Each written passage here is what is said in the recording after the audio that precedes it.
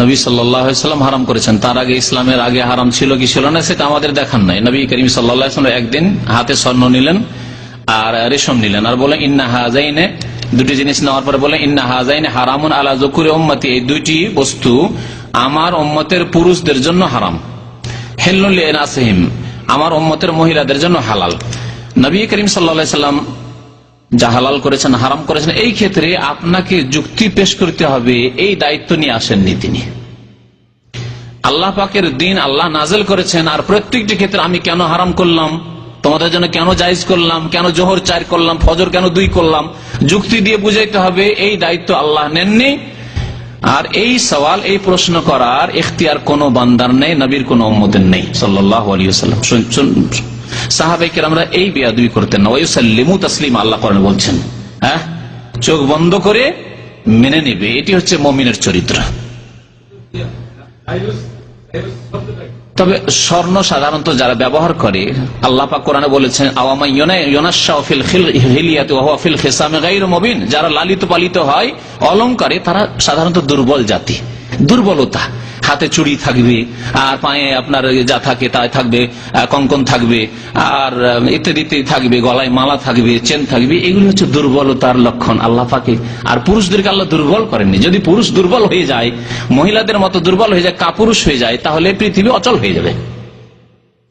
তাই পুরুষদেরকে আল্লাহ পাক রব্বুল আলামিন পুরুষদের উপর আরো বহু হেকমত থাকতে পারে। আল্লাহ পাক প্রত্যেকটি বিষয়ের হেকমত আমাদেরকে জানেননি, জানতে বলেননি, আর জানা জরুরি করেননি।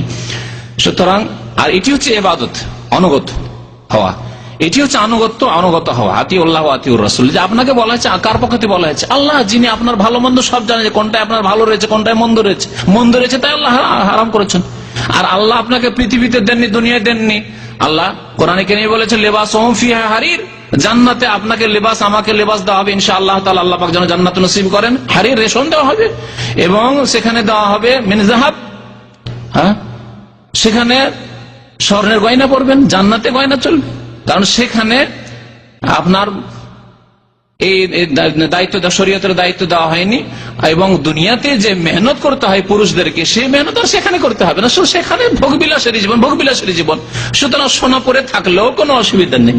আর আপনি মহিলাদের মতো যদি হাত ভরা হাতে কি ভরা চুড়ি বলে, আর তারপরে পায়ে আপনার অলংকার, গলায় অলংকার, এই অবস্থায় আপনি কাজকর্ম কি করে করবেন? দুনিয়ার কত কঠোর পরিশ্রমের কাজ করতে হয়, যে জন্য আল্লাহ আপনাকে পুরুষকে সৃষ্টি করেছেন, আমাকে সৃষ্টি করেছেন। আল্লাহ পাক এইরকম বহু হিকমতের জন্য আল্লাহ পাক পুরুষদের জন্য হারাম করেছেন।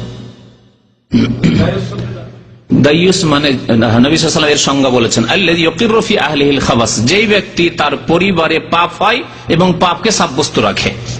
তার স্ত্রী যাচ্ছে গিয়ে দুলাভাইয়ের সাথে কত গল্প করছে, খাওয়াচ্ছে, ঠিক আছে, বন্ধু বান্ধব আসো, আমার বন্ধুরা আছে, চা নিয়ে আসো, বসে গল্প করছে স্ত্রী বন্ধু বান্ধব নিয়ে, দায়ুস।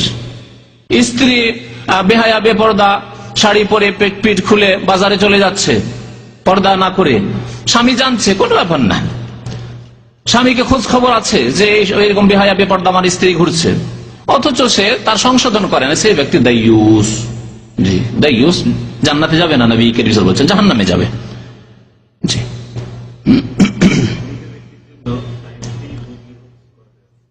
মৃত ব্যক্তির জন্য যে কোনো মানুষ বদলি হজ করতে পারে, যে হজ করেন না, এটি হচ্ছে সহিহ। নবী সাল্লাল্লাহু আলাইহি ওয়াসাল্লাম শুভ্রমা পক্ষ থেকে যখন এক সাহাবী লাব্বাইক বলছিলেন, তখন জিজ্ঞাসা করলেন যে কি ব্যাপার? শুভ্রমাকে বলছে আমার এক আত্মীয়, তার পক্ষ থেকে আমি হজ করছি। তো বলেন তুমি নিজের হজ করেছো? বলছেন না। নবী সাল্লাল্লাহু আলাইহি ওয়াসাল্লাম বলেন আগে তোমার হজ করো, হুজ্জা আন নাফসিকা, নিজের হজ করো, সুম্মা হুজ্জা আন শুভ্রমা, তারপরে শুভ্রমার পক্ষ থেকে হজ করো। তাহলে নিজের ফরজ হজ আদায় করতে হবে, এটি হচ্ছে সহিহ মাসলা। এবং অধিকাংশ আইম্মায়ে কেরাম এই ফতোয়া দিয়েছেন এই হাদিসের আলোকে। যে ইমাম হয়তো জায়েজ করেছেন, যেমন বাংলাদেশে এক শ্রেণীর মুফতিরা ফতোয়া দিয়ে নিয়ে আসছে, মৌলভী সাহেব হুজুর হজ করেনি আর ওই পয়সাওয়ালাদের পয়সা নিয়ে বদল হজ করতে চলে আসছে, এই মযহাবের ফতোয়ার ভিত্তিতে কিন্তু হতে পারে এই হাদিস তার কাছে পৌঁছেনি, ইমাম সাহেবের কাছে পৌঁছেনি, সুতরাং এটি হাদিস বিরোধী মাসলা, এই কাজ করবেন নাকি? জি,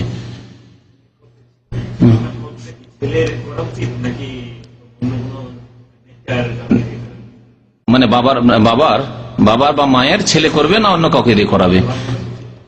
বাবা ছেলে যদি নামাজি হয়, যথেষ্ট নামাজি, কাবিরা গুনাহ করে না, ভুল ভ্রান্তি তো প্রত্যেকের ছোটখাটো হচ্ছে, কিন্তু কাবিরা গুনাহ, জেনা করে না, মদ খায় না, আর নামাজ রোজা হজ জাকাত ঠিক আছে, বেনামাজির নামাজ হজ কবুল হবে না। বেনামাজিকে দিকে বদল হজ করিয়ে লাভ নেই, বিশেষ করে নামাজের বিষয়টি, বেনামাজির ইবাদত বন্দেগী নষ্ট হয়ে যায়। সুতরাং বেনামাজির দিকে বদল হজ করেন লাভ নেই।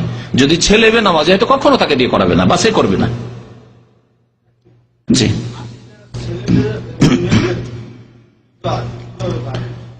আকিকার বিস্তারিত বক্তব্য আছে, সময় স্বল্পতার জন্য বিস্তারিত বলতে পারছি না। তবে ছেলেদের দুটি, খাসি, দুম্বা, ভেড়া ভেড়ি, বকরা বকরি, আর মেয়েদের একটি, 7 দিনের দিনে দেওয়া সুন্নত। বাকি বিস্তারিত আকিকা সম্পর্কে এবং নবজাত শিশুর অধিকার হক সম্পর্কে প্রায় 10টি হকের আলোচনা আছে একটি হাদিসে, নিয়ে নিতে পারেন, শুনতে পারেন।